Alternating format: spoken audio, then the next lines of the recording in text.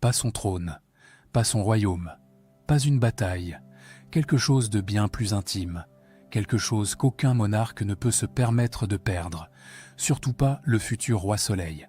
Et pour cacher cette faiblesse, il va imposer à toute la noblesse française un accessoire que personne n'osera plus retirer pendant 150 ans.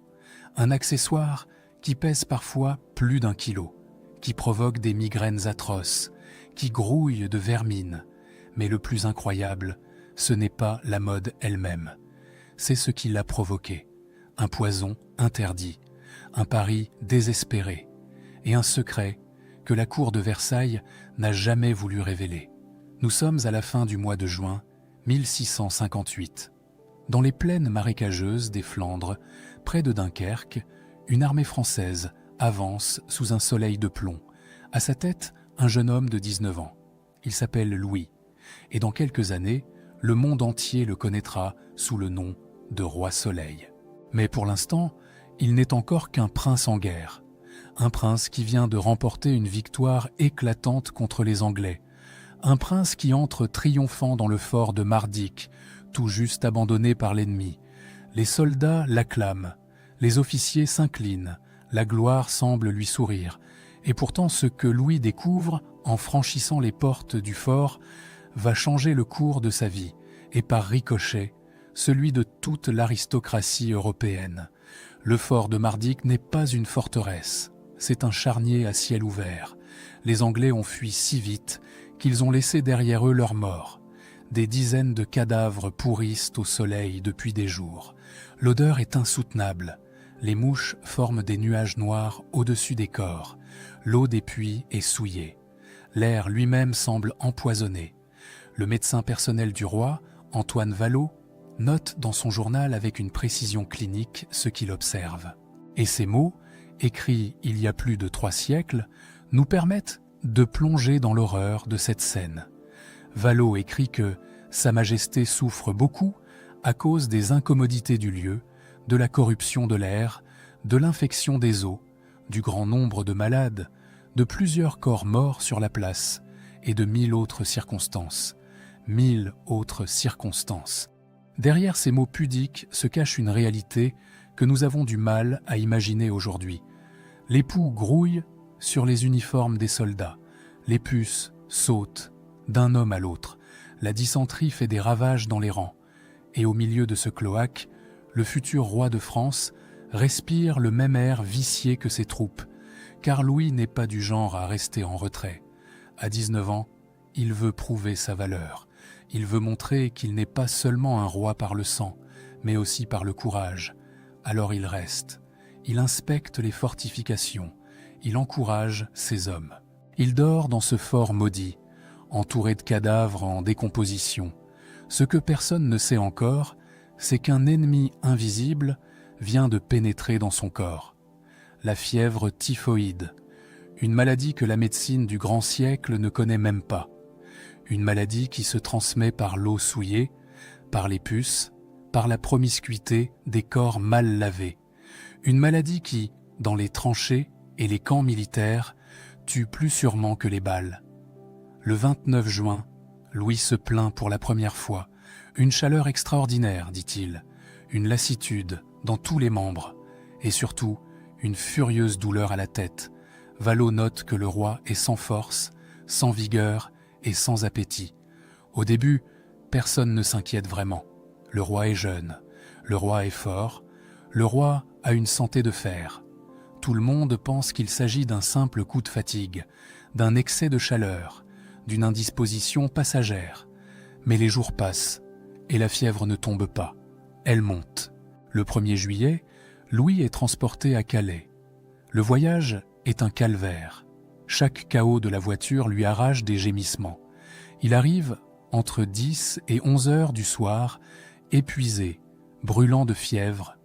Vallot lui administre immédiatement un lavement, mais en le rendant, le roi perd connaissance. C'est à ce moment précis que la panique commence à gagner l'entourage royal, car il faut comprendre une chose essentielle. En 1658, la France sort à peine de la Fronde.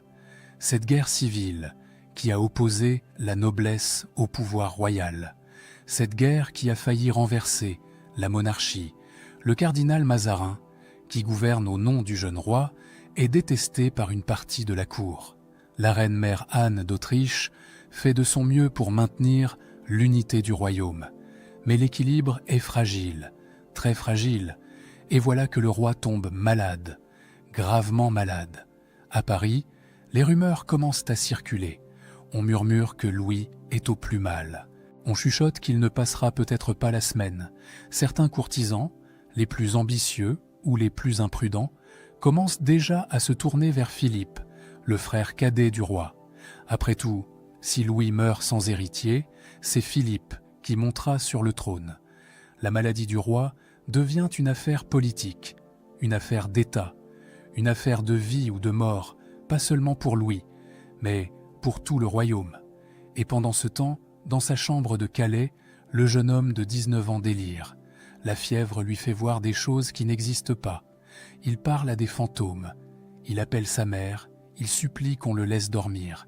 Les médecins se succèdent à son chevet. Ils appliquent les traitements de l'époque. Des saignées d'abord. On lui ouvre les veines du bras pour évacuer le mauvais sang. Puis, comme ça ne suffit pas, on le saigne aux pieds. L'idée est de détourner de la tête cette chaleur qui semble vouloir le consumer de l'intérieur, mais rien ne fonctionne. Chaque saignée affaiblit un peu plus le malade. Chaque lavement le vide de ses forces. Louis devient l'ombre de lui-même. Ce prince vigoureux, qui chevauchait fièrement à la tête de ses troupes, n'est plus qu'un corps amaigri, secoué de frissons, trempé de sueur. Le 6 juillet, Louis demande à communier. Dans la tradition catholique, c'est ce qu'on appelle le viatique, le dernier sacrement, celui qu'on reçoit quand on sent la mort approcher. Le roi de France, 20 ans à peine, se prépare à mourir. Et c'est là que l'histoire va prendre un tournant que personne n'avait prévu, car pour sauver Louis, ses médecins vont devoir prendre une décision terrible, une décision qui va le guérir, oui, mais qui va aussi lui voler quelque chose qu'il chérissait plus que tout, sa magnifique chevelure châtain aux reflets dorés, ses boucles naturelles que toute la cour admirait, ses cheveux qui, depuis les Mérovingiens, symbolisent la puissance et la légitimité des rois de France. Dans quelques jours, Louis va se réveiller chauve, et rien ne sera plus jamais comme avant. Dans les couloirs du palais, loin de la chambre où Louis agonise, une autre bataille se joue. Une bataille silencieuse, une bataille de regards, de chuchotements, d'alliances qui se nouent et se dénouent dans l'ombre. Car quand un roi est mourant, le royaume entier retient son souffle. Et certains, plus cyniques que d'autres, commencent déjà à préparer l'avenir. À Paris, la nouvelle s'est répandue comme une traînée de poudre. Le roi est au plus mal. Le roi va peut-être mourir. Et avec cette nouvelle, les vieux démons de la Fronde se réveillent. Les ennemis de Mazarin relèvent à la tête. Les ambitieux sortent de l'ombre. On commence à parler ouvertement de ce qui semblait impensable quelques jours plus tôt. Un nouveau sacre, un nouveau roi, une nouvelle ère. Philippe d'Orléans, le frère cadet de Louis, n'a que 18 ans. Il est vif, intelligent, cultivé, et surtout, il est en parfaite santé. Si Louis meurt, c'est lui qui ceindra la couronne. Certains courtisans l'ont déjà compris. Ils se rapprochent discrètement du jeune prince. Ils lui murmurent des promesses. Ils préparent leur place dans le nouveau régime. Mazarin observe tout cela avec l'œil froid du politique. Le cardinal sait que sa propre survie dépend de celle du roi. Si Louis meurt, ses ennemis le dévoreront vivant. Toute la haine accumulée pendant la Fronde se déchaînera contre lui. Il sera chassé, exilé, peut-être pire. Il faut que Louis vive, à tout prix. Et c'est précisément ce qui rend la situation si délicate pour les médecins. Antoine Vallot et ses confrères sont face à un dilemme terrible. Les traitements traditionnels ont échoué. Les saignées n'ont fait qu'affaiblir le malade. Les lavements n'ont rien donné. La fièvre continue de monter. Le roi délire de plus en plus souvent. Ces moments de lucidité se font rares. Chaque heure qui passe le rapproche de la mort. Il existe bien un remède puissant, Un remède qui a parfois accompli des miracles sur des malades qu'on croyait perdus.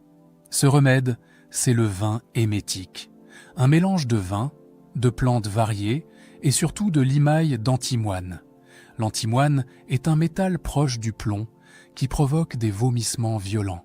L'idée est de purger le corps du malade, d'expulser le mal qui le ronge de l'intérieur. Mais il y a un problème de taille. L'antimoine est officiellement classé comme poison par le Parlement de Paris. Son usage médical est interdit. Les médecins qui l'administrent prennent des risques considérables. Si le patient meurt, on les accusera de l'avoir empoisonné. Et là, le patient n'est pas n'importe qui. C'est le roi de France.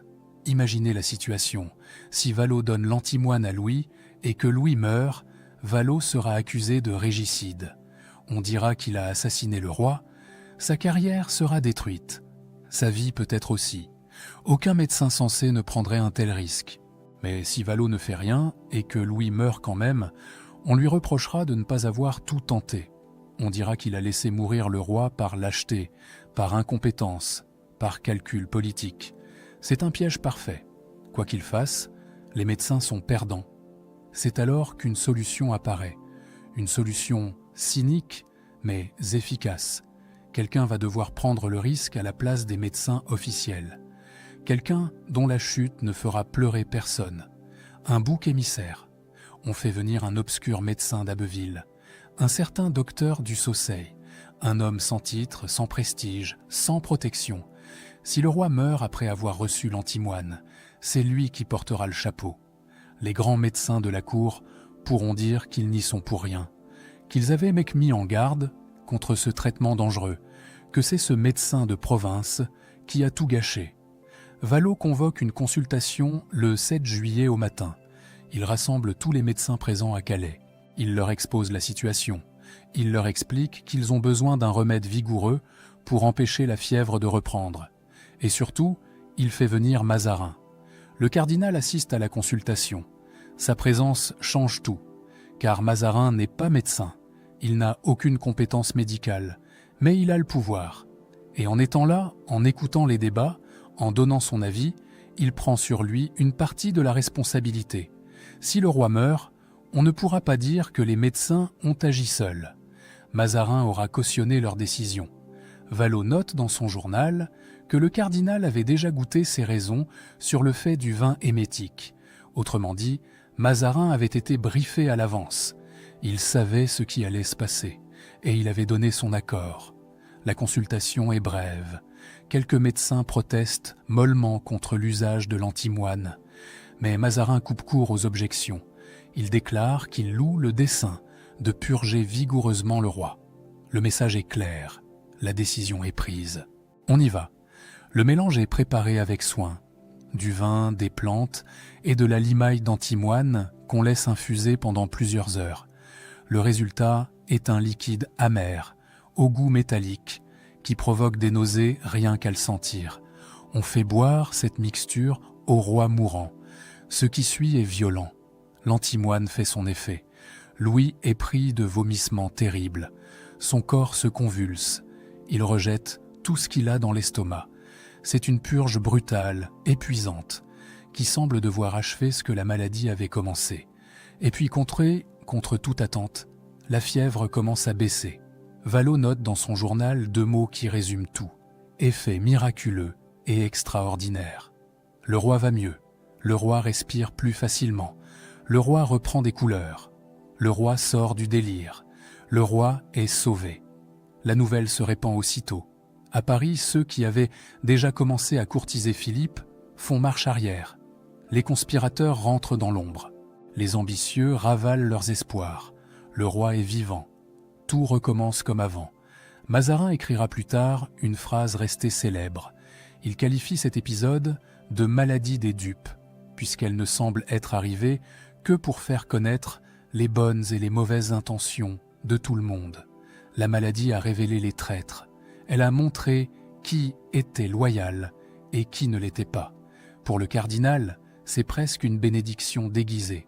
Mais pour Louis, La victoire a un goût amer, car le 11 juillet au matin, quand il se réveille enfin lucide, après des jours de cauchemar, il découvre sur son oreiller quelque chose qui le glace d'effroi, des mèches de cheveux.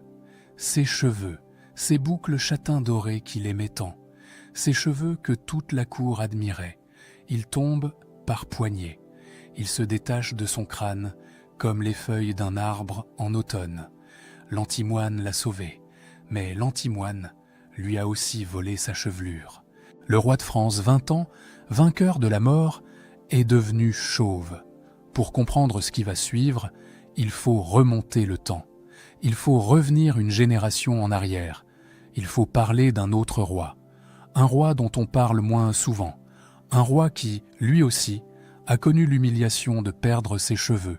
Louis XIII, le père de notre jeune roi miraculé, monte sur le trône en 1610.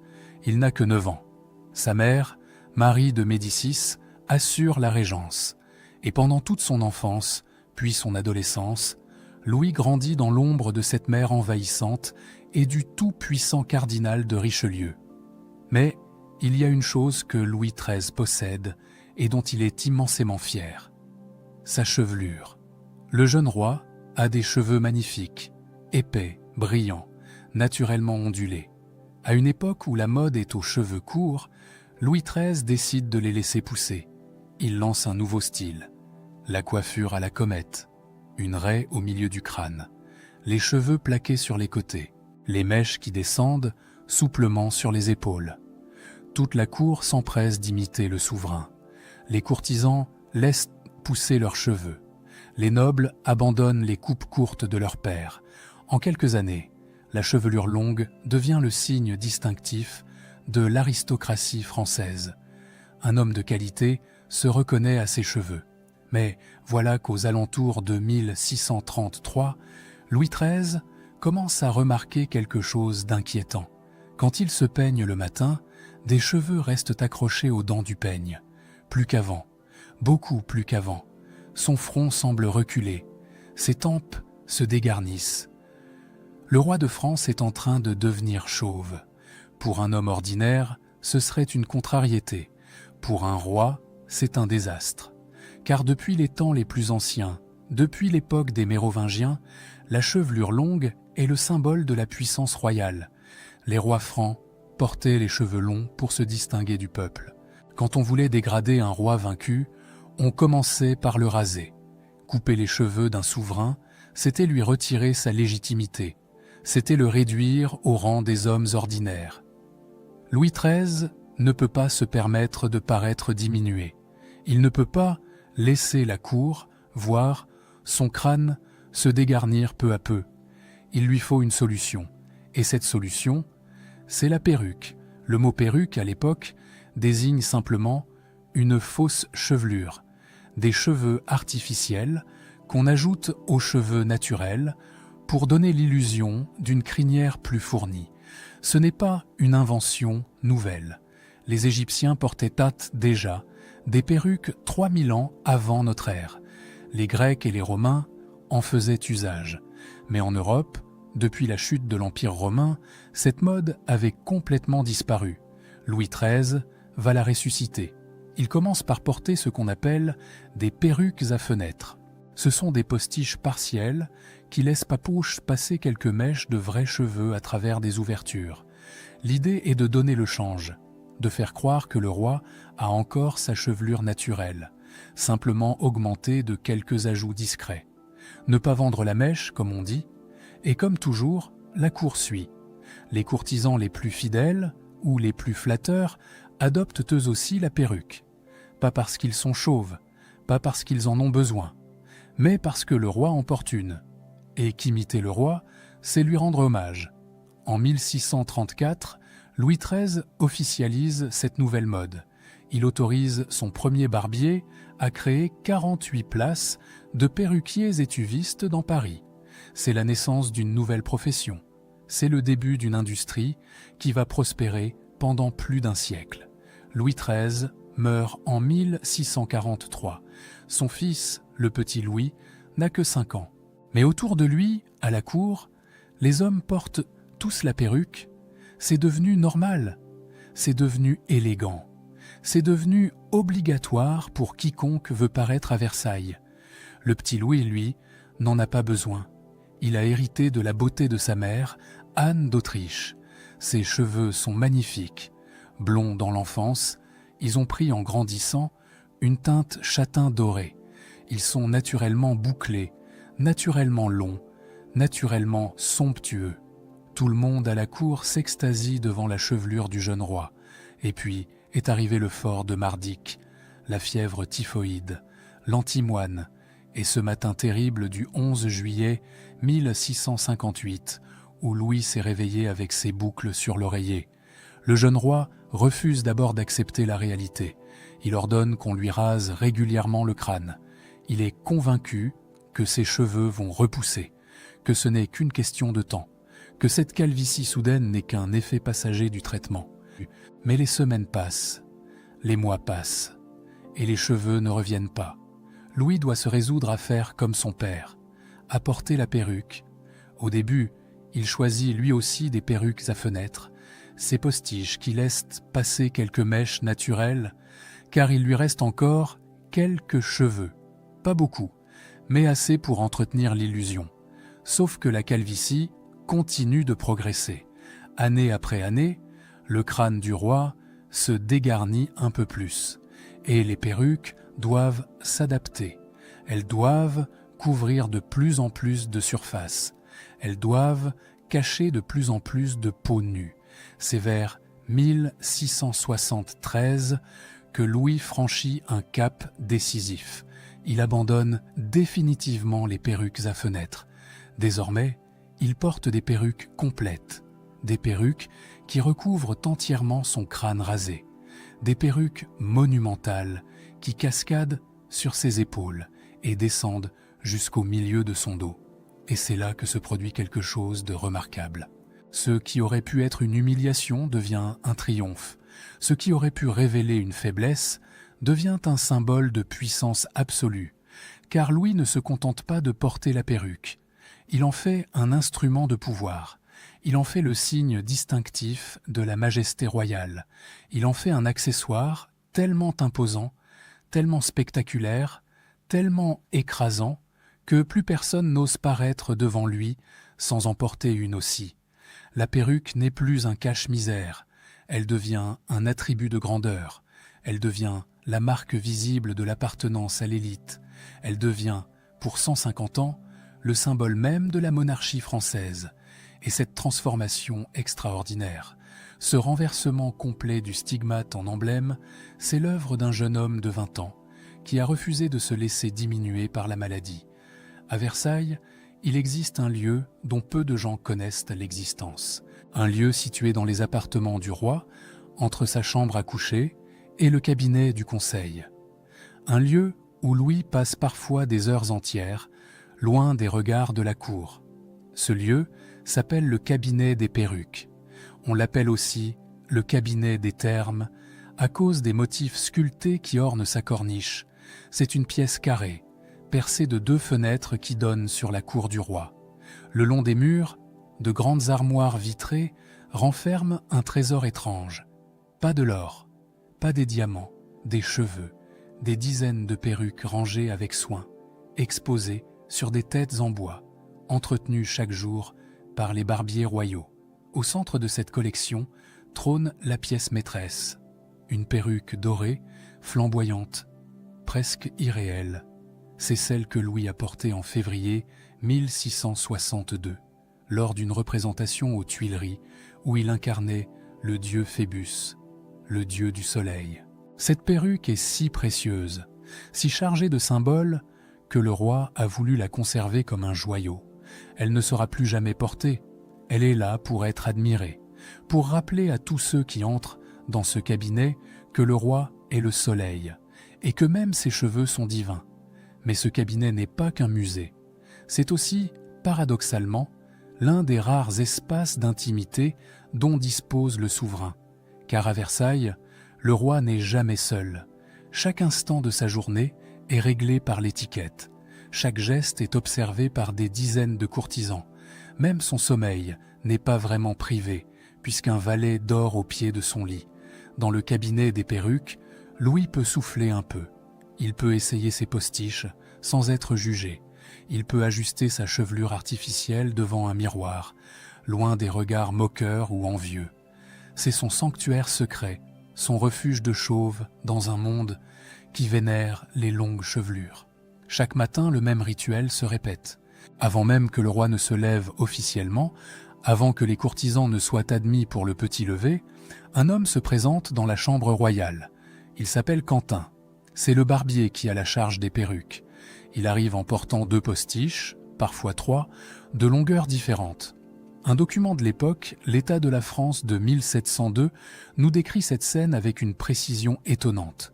Quand le roi est levé et peigné, le sieur Quentin, qui est le barbier, ayant soin des perruques, vient se présenter devant sa majesté pour lui présenter la perruque de son lever, qui est plus courte que celle que le roi va mettre, suivant ce qu'il a résolu de faire dans la journée. Autrement dit, Louis choisit sa perruque en fonction de son programme. S'il doit rester dans ses appartements pour travailler, il opte pour une perruque légère, moins encombrante. S'il doit tenir conseil ou recevoir des ambassadeurs, il prend une perruque plus imposante. Et pour les grandes cérémonies, il sort la perruque in folio, la plus monumentale de toutes, celle qui mesure 10 à 12 cm de hauteur et qui descend en cascade bouclée jusqu'au milieu du dos. Ce rituel du choix de la perruque se déroule devant un parterre de courtisans. Les plus privilégiés, ceux qui ont le droit d'assister au petit lever, observent la scène avec attention. Ils voient donc le barbier présenter les postiches. Ils voient le roi faire son choix. Ils voient cette mise en scène quotidienne de la majesté royale. Et bien sûr, ils comprennent le message. Si le roi porte la perruque, alors eux aussi doivent en porter une. C'est une question de respect, c'est une question de loyauté, c'est une question de survie à la cour. 2 familles se partagent l'honneur de coiffer le roi. Les Binet et les Quentin. Ce sont des artisans extraordinaires, des artistes même, qui ont porté leur métier à des sommets jamais atteints. Monsieur Binet est le perruquier officiel. C'est lui qui fabrique les postiches royaux dans son atelier de la rue des Petits Champs à Paris. Ses créations sont si extravagantes, si démesurées, si spectaculaires, qu'elles ont donné naissance à une expression que nous utilisons encore aujourd'hui. Quand on dit de quelqu'un qu'il a une drôle de binette, on fait référence, sans le savoir, aux perruques incroyables de Monsieur Binet. La famille Quentin n'est pas en reste. L'un des frères Quentin a inventé une technique révolutionnaire, l'art de tresser les cheveux sur des brins de soie. Cette innovation permet de fabriquer des perruques entièrement composées de vrais cheveux humains. Le résultat est beaucoup plus naturel, beaucoup plus élégant que les anciens postiches cousus sur des peaux de mouton. Ces artisans ne sont pas de simples domestiques. Le roi les comble d'honneur. Quentin est anobli. Il devient marquis de Champcenetz. Il finit gentilhomme de la Chambre. En 1673, il reçoit le privilège des perruques passées au métier, une sorte de brevet industriel qui lui permet de produire des perruques en série pour l'exportation, car toute l'Europe veut désormais des perruques françaises. Mais derrière cette splendeur, derrière ce faste, derrière cette mise en scène parfaite du pouvoir absolu, il y a une réalité que personne ne voit. Il y a les souffrances du roi. Car porter ces perruques monumentales n'est pas une partie de plaisir. Elles pèsent parfois plus d'1 kilogramme. Imaginez ce poids sur votre crâne, du matin au soir, jour après jour, année après année. Louis se plaint régulièrement de maux de tête, des migraines terribles qui l'obligent parfois à s'isoler, des vertiges qui le prennent sans prévenir, des éblouissements qui troublent sa vue. Et ce n'est pas tout. Les perruques sont des nids à vermine. Malgré tout le soin que les barbiers apportent à leur entretien, la poussière s'accumule dans les boucles. Les poux y trouvent un habitat idéal. Les puces s'y installent confortablement. Le crâne du roi, constamment couvert, transpire et s'irrite. En 1696, Louis souffre d'un furoncle qui dégénère en anthrax. C'est une infection grave causée par le frottement constant de la perruque sur sa nuque. L'anthrax prend des proportions effrayantes. Il s'étend de l'oreille droite jusqu'à l'oreille gauche. Les médecins n'ont pas le choix. Il faut opérer. On incise la nuque du roi sur toute sa largeur pour drainer le pus. 10 ans plus tard, en 1706, la même mésaventure se reproduit. Même cause, même effet. Nouvelle opération, nouvelle souffrance. Resplendir n'est vraiment pas une tâche de tout repos. Ce qui se passe ensuite dépasse tout ce que Louis aurait pu imaginer. Sa perruque, née d'une humiliation personnelle, va conquérir l'Europe entière. Elle va transformer les apparences de toute l'aristocratie occidentale. Elle va créer une industrie florissante, des fortunes colossales et même une nouvelle forme de criminalité. Car la flatterie est un moteur puissant. Quand les courtisans voient le roi porter des perruques de plus en plus imposantes, ils comprennent immédiatement ce qu'ils doivent faire. Ils doivent l'imiter, pas seulement par mode, pas seulement par goût, mais par calcul politique. Paraître devant le roi avec ses propres cheveux, ce serait presque une insulte. Ce serait rappeler au souverain qu'il est chauve alors que vous ne l'êtes pas. Ce serait afficher une supériorité physique sur celui qui doit être supérieur en tout. Alors tout le monde s'y met. Les ducs, les comtes, les marquis, les ministres, les généraux, les ambassadeurs, les magistrats, les avocats, les médecins. Même les hommes d'église finissent par céder à cette mode irrésistible.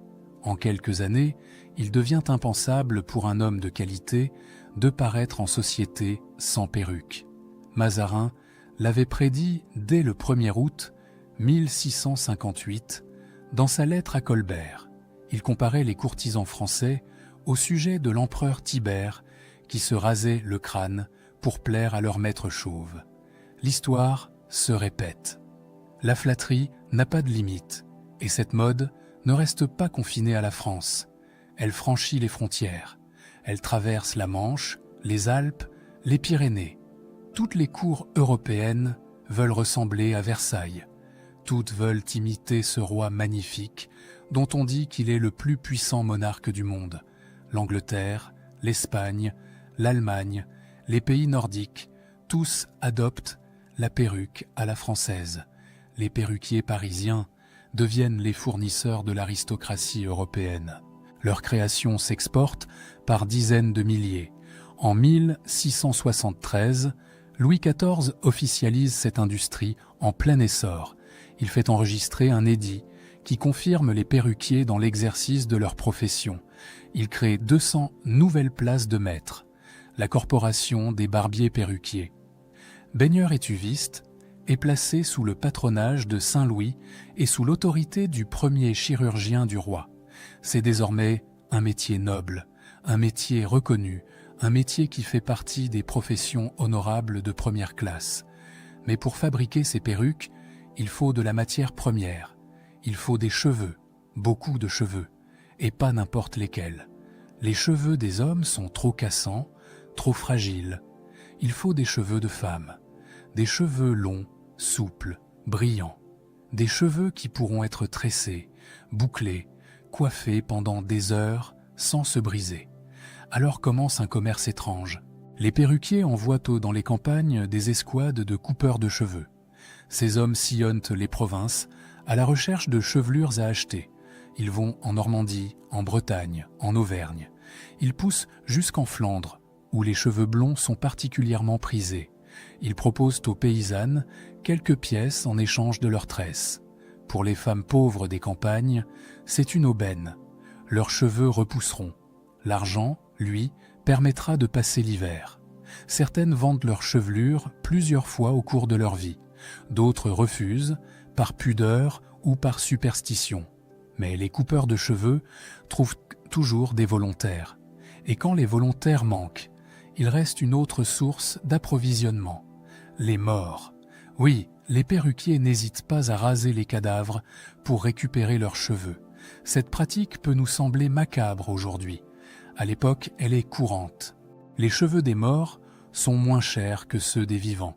Ils permettent de fabriquer des perruques plus abordables pour la petite bourgeoisie, car les prix atteignent des sommets vertigineux. Une perruque de qualité demande parfois 80 heures de travail. Il faut tresser les cheveux un par un sur des brins de soie. Il faut coudre ses tresses sur des toiles fines. Il faut former les boucles sur des têtes en bois. Il faut parfumer, poudrer, ajuster. Le résultat peut coûter jusqu'à 1000 écus. C'est une fortune. C'est l'équivalent de plusieurs années de salaire pour un ouvrier.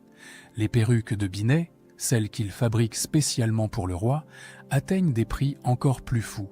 3000 écus pour une seule pièce. De quoi acheter une maison. De quoi vivre confortablement pendant une décennie.